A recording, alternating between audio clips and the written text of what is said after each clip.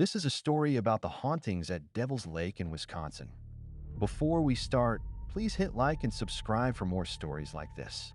Michael Reyes first heard the lake say his name through a dead cell phone. He and his girlfriend, Amanda, were driving south of Baraboo at sunset, with the bluffs turning black against the sky and the road bending toward Devil's Lake. Michael was 36, a photographer who made haunted location videos, and Amanda was 34, a nurse who did not scare easily, which was why Michael noticed when her face went still. His phone had been dead for almost an hour, but it crackled from the cup holder, soft and wet, like a voice speaking from underwater. "Michael." Amanda turned the radio down. "That was not the radio," she said. Michael forced a laugh, but it came out thin. Maybe the phone glitched. Amanda looked toward the trees. Or maybe this place does not like being treated like a ghost story. She had read about the lake on the drive-in. Before the park signs, before tourists, and before the name Devil's Lake, the Ho-Chunk people knew the place as Tuakakak, the sacred lake. Other traditions remembered it as Spirit Lake or Minnewakan. Around the lake were effigy mounds, sacred earthwork shaped like animals, tied to ceremony, burial, prayer, and memory. The older stories were not about evil. They were about respect. But settlers heard sacred, heard spirit, misunderstood what they were being told, and the name that survived was Devil's Lake. Amanda had said quietly, "Imagine someone taking a holy name and turning it into something wicked." Michael had not answered then. Now, with his dead phone whispering, he wished he had. Their rental cabin sat above the water, with a porch facing the woods and a narrow view of the lake between the trees. Inside, the owner had left a binder of simple rules. Check out by 11. Keep food sealed. Do not leave trash outside. On the last page, written by hand, was one more warning. Do not answer voices from the water after dark. Michael stared at it too long. Amanda touched his arm. "Promise me, no disrespectful filming tomorrow. No jokes about burial grounds. No stepping anywhere we should not step." "I promise," he said, and this time he meant it. Night settled over the cabin. The lake below moved slowly against the stones, not like waves, but like breathing. Michael placed his camera by the window for a time lapse, and Amanda shut off the kitchen light. Then something howled from the bluff. It was not a dog, and not quite a wolf. It was longer than an animal sound should be, low and mournful, carrying through the trees like grief with teeth. Another howl answered from below. Michael moved to the window. Mist slid through the yard. Two pale wolves stepped out of it, tall and wet, with white eyes and paws that left no prints in the grass. They stood side by side, staring into the cabin. Behind Michael, his dead phone whispered again, "Michael, come down." By morning, there were no tracks beneath the window. Michael replayed the time-lapse footage, hoping for a raccoon, a reflection, anything ordinary. For most of the night, the trees stood still. Then, at 2:03 a.m., the video jumped forward 37 minutes. When the picture returned, the window was fogged from the outside, except for two clear circles at eye level. Amanda watched without speaking. Daylight made the park feel impossible to fear. Families spread towels on the beach. Hikers climbed toward the purple quartzite bluffs. Children laughed near the shore, and the lake shone blue inside its bowl of ancient stone.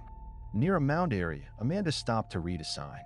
A gray-haired park volunteer named Elaine noticed them and spoke gently. "The mounds are sacred," Elaine said.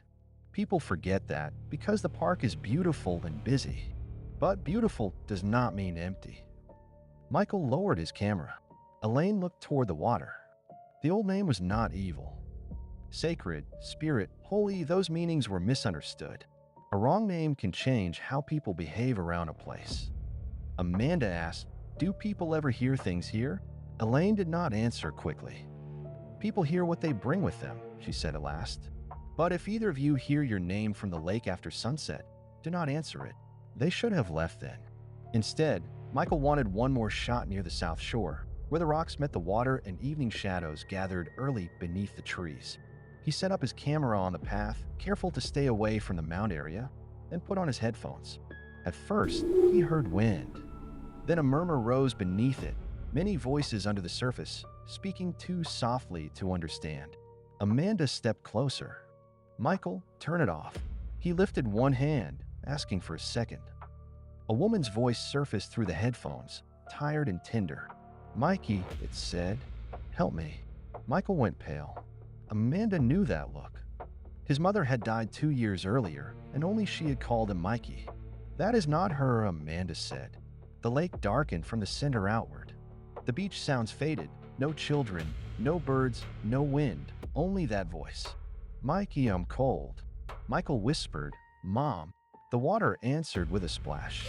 A pale face rose beneath the surface, hair floating like weeds, mouth shaped like his mother's smile. Then the smile widened too far. Amanda knocked the camera down and pulled Michael backward. Sound rushed back into the world. Someone laughed near the beach. A child cried over spilled ice cream. The lake was blue again.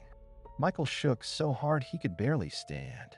From high on the bluff, hidden in the trees, a wolf howled once. This time it sounded like a warning. Back at the cabin, Michael tried to explain it away. He said grief could bend sound. He said his headphones might have picked up something. He said the bluffs probably made weird echoes. Then they watched the camera footage. The video showed Michael by the shore, Amanda beside him, and the lake smooth as dark glass. His mother's voice was not on the recording. Amanda's voice was. But the Amanda in the video was not saying what Amanda remembered saying. Her mouth moved close to Michael's ear, and her voice whispered, "Go to her. She has been waiting under the lake." Amanda backed away. "I did not say that." Michael paused the video.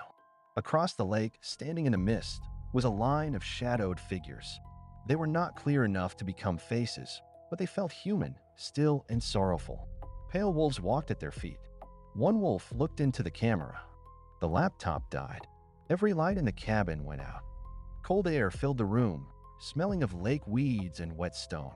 Outside, the porch boards creaked under heavy paws. A voice came from the other side of the door. It was Michael's voice. "Amanda," it said calmly. "Open the door. I am by the water." Michael stood beside her in the dark, breathing too fast. Amanda whispered, "Do not answer." Her phone lit up on the table. A new photo filled the screen. It had been taken from outside the cabin, looking in through the window. Michael and Amanda stood in the kitchen, holding hands. Behind them, reflected in the glass, a black wolf sat on a floor. Amanda turned. At first, nothing was there.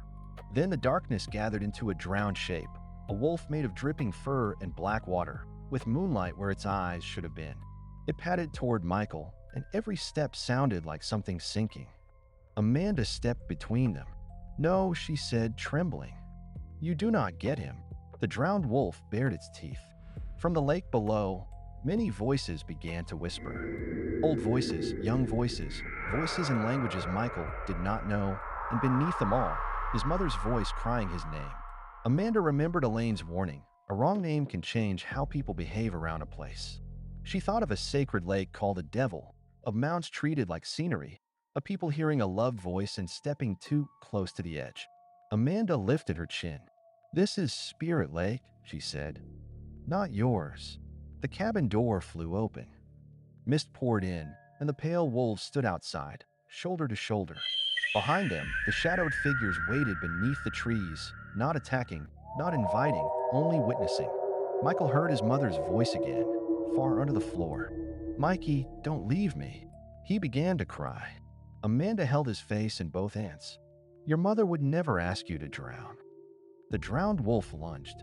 The pale wolves rushed forward in a burst of white mist. The cabin shook with a sound like ice breaking under deep water. When the lights came back, the room was empty. On the floor, written in lake water, was one word: answer. The car would not start. Michael turned the key again and again, while Amanda watched a wet handprint spread across the inside of the windshield. On the dead radio, his mother's voice whispered, "Stay with me." Amanda opened her door. The pale wolves stood in the road, blocking the lane, but they were not trapping them. They were facing an old footpath behind the cabin, as if pointing the way. "They want us away from the water," Amanda said. Michael wanted to argue, but the handprint slid down the glass like something inside the car was reaching for them. They followed the wolves uphill. The path climbed through oak, pine, and moonlit stone. When they reached a narrow overlook, the lake lay below, black and still, with fog turning slowly over its center. Lights appeared beneath the surface, like lanterns carried by people walking on the lake bed. Then something rose from the water.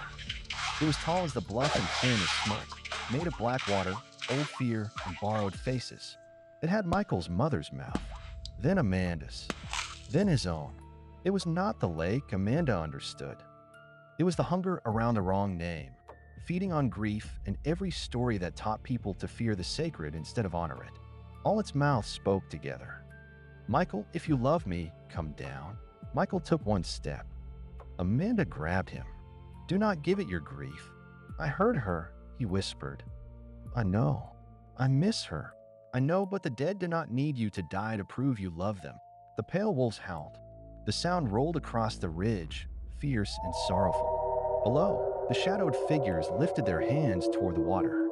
For one breath, Michael saw the place as Spirit Lake, a sacred bowl of stone and sky, where the living walked carefully because the dead were near. The black thing screamed. The overlook cracked beneath Michael's boots. Amanda pulled him backward as a slab of stone broke loose and vanished into darkness before it reached the water. Then the wolves surrounded them, and the mist closed.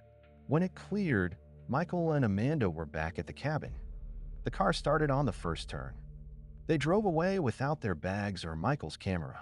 At the end of the lane, Amanda looked back. On the porch, a black shape stood dripping in the dawn. Around it, the pale wolves waited.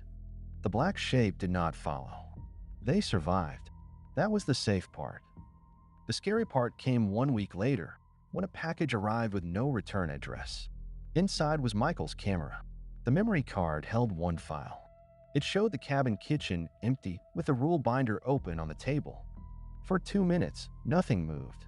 Then wet footprints appeared on the floor, one by one, coming toward the camera.